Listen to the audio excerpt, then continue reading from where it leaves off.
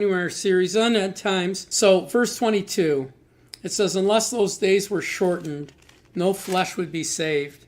But for the elect's sake, those days will be shortened. Then if anyone says to you, look, here is Christ, or there, believe it not. For false Christs and false prophets shall arise, showing great signs and wonders to deceive, and if it were possible, even the very elect. See, I have told you beforehand.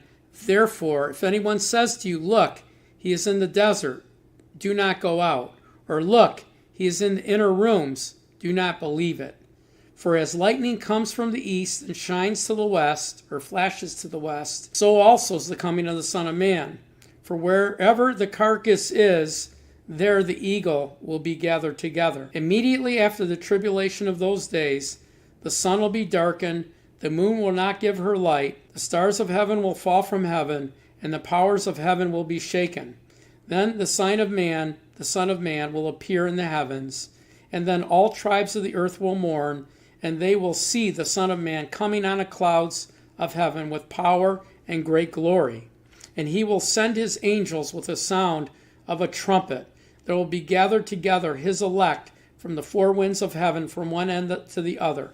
So this is the return of Jesus. This is the fourth section, answering what's the sign of your coming and the end of the age. And so it opens with the very elect. No flesh would survive great tribulation if the days weren't shortened. The second thing is, many will say they're Christ, or have rumors or news that he's returned. He said, don't believe it, because here's how I'm going to return. I'm going to be like lightning coming out of the east to the west. Now understand, in verse 29 it says that the sun will be darkened and the moon will not give her light. Joel prophesies of a day, he calls it the Valley of Decision, where the entire earth is wrapped up in supernatural darkness. It's the Valley of Decision. It's like God's last attempt to have mercy on all those that are alive on the earth. So he's going to have a day of supernatural darkness.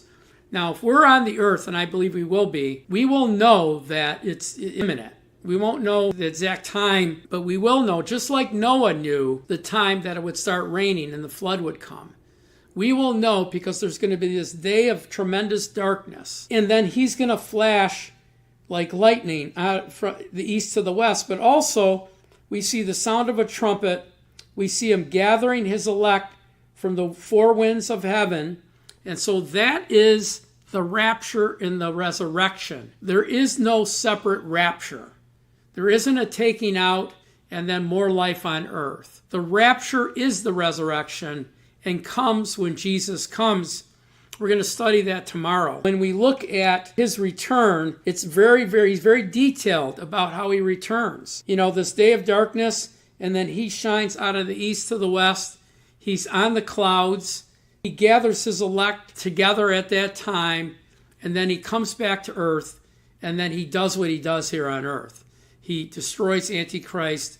In Armageddon, there's blood to the bridle of a horse. He takes everybody that worshiped Antichrist, his name, or took the mark off of the earth, and he cleanses the earth. So we need to understand that it's very detailed in how that occurs. Tomorrow we're going to study the rapture and the resurrection. So tune in tomorrow. God bless you and have a great day. Thanks for watching. Also, please share, follow, and like this message.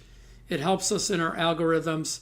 Please pray about becoming a partner with us for $10 a month or more. We're praying for $425 a month or more donors. Please pray about being one of those and joining us on our mission to teach God's unfiltered, unedited Word of God.